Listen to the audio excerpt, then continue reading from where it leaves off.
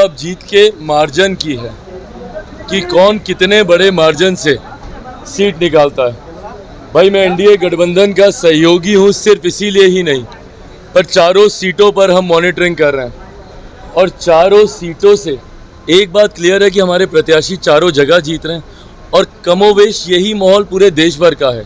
लगभग 102 सीटों के आसपास देश भर में भी मतदान चल रहा है, तो यही माहौल मोर और लेस देश भर में भी है। बट बिहार का मैं दावे के साथ मैं ज़रूर कह सकता हूँ कि 4 की 4 सीटें जीत रहे हैं और यहाँ से जो माहौल तैयार होगा वो आपको अगले 7 चरण में दिखाई देगा। और कारण भी है, जिस एकजुटता के साथ एनडीए के तमाम घटक दलों ने, हम लोगों ने मिलकर चुनाव प्रचार किया, तमाम एनडीए के गठबंधन के घटक दलों के वरिष्ठ नेताओं ने, खुद प्रधानमंत्री ने यहाँ पर सभाएं की हैं। ऐसे में आप मुझे बता दीजिए इंडिया अलायंस के कौन लोग आए? क्या उनके कांग्रेस का कोई बड़ा नेता आया क्या यहाँ पर? राहुल जी को तो अभी तक फुर्सत नहीं मिली आने की, पहले चरण का चुनाव हो गया, इनके वाम दलों के बड़े कोई नेता यहाँ पर नहीं आए, तो वो गंभीरता नहीं है। पहले चरण को लेकर कम से कम इंडिया अलायंस के घटक दलों में वो गंभीरता नहीं थी, और गंभीरता का अभाव और लापरवाही और जिस तरीके से हुड़दंग और दबंगई ये लोग दिखा रहे हैं चुनाव के दौरान, इसका पूरा का पूरा नुकसान इन लोगों को बिहार में 40 की 40 सीटों पर होने वाला है। चौंकाने वाला रिजल्ट आएगा। बिल्कुल चौंकाने वाला रिजल्ट आएगा, क्योंकि पिछली बार गठबंधन में 1 सीट ये लोग जीत लिए थे, इस बार वो भी हारेंगे, तो चौंकना इनके लिए स्वाभाविक है। चौंकेंगे ही चौंकेंगे। जब सभा में जिस तरीके से आपकी मां को लेकर अभद्र बातें बोली गई, कैसे देख रहे हैं इसे? भाई पहली बात तो मेरे लिए ये सेंसिटिव मैटर है। मेरे परिवार के ऐसे लोगों को गाली दी जा रही है जो सार्वजनिक जीवन में भी नहीं है।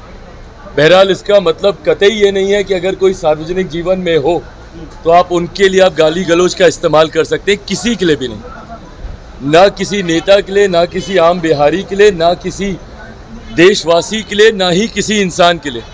सभ्य समाज में ऐसी अभद्र भाषा की कहीं कोई गुंजाइश नहीं है। मैं मानता हूं मर्यादित शब्दों में रहकर आप कड़े से कड़ा विरोध भी आप दर्ज करा सकते हैं। शब्दों की मर्यादा को राजनीति में रखना ज़रूरी है, और ख़ास तौर पर ये जिम्मेदारी हम जैसे युवाओं पर और बढ़ जाती है, जिनको एक बड़ी आबादी अपना आदर्श मानती है।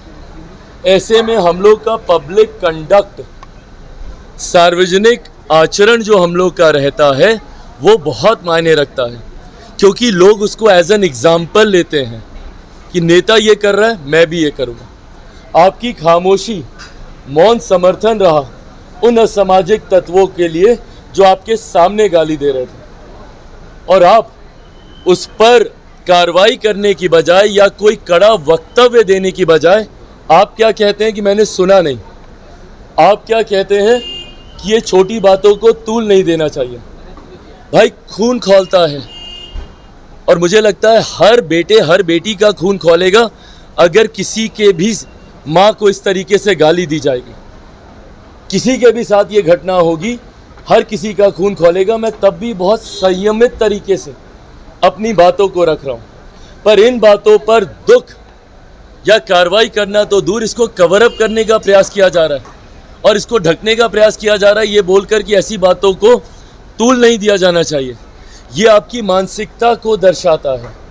वही जंगल राज 90 के दशक का अब याद आने लग गया है, जिस वजह से हमारे प्रदेश से बड़े स्तर पर पलायन हुआ था। ये अगर वो जंगल राज की परछाई नहीं है तो और क्या है? आज एक असामाजिक तत्व में इतनी हिम्मत कि तेजस्वी यादव के सामने चिराग पासवान के परिवार को गाली दी जाती है और वो कुछ नहीं बोलते हैं। सोचिए उस व्यक्ति की हिम्मत कितनी बढ़ेगी।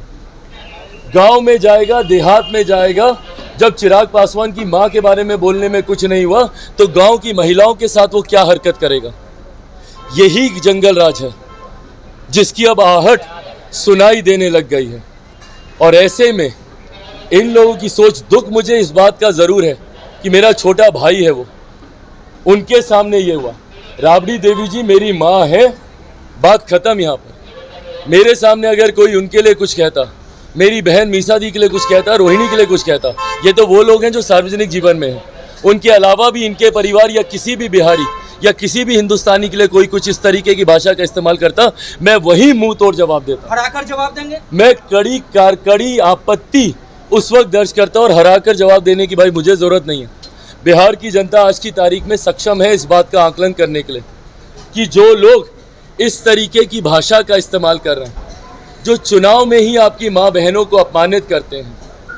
अभी नवरात्रि का त्यौहार बीता है, मातृशक्ति का पूजन हम लोगों ने किया है। मातृशक्ति, उस शक्ति की इन्होंने किस तरीके से इन्होंने उन्हीं का अपमान करने का काम किया। नवरात्रि के पहले दिन मछली लहराकर और नवरात्रि के आखिरी दिन मातृशक्ति को गाली दिलवाकर, ये इनके संस्कारों को दिखा रहा है, आरजेडी के कल्चर को दिखा रहा है।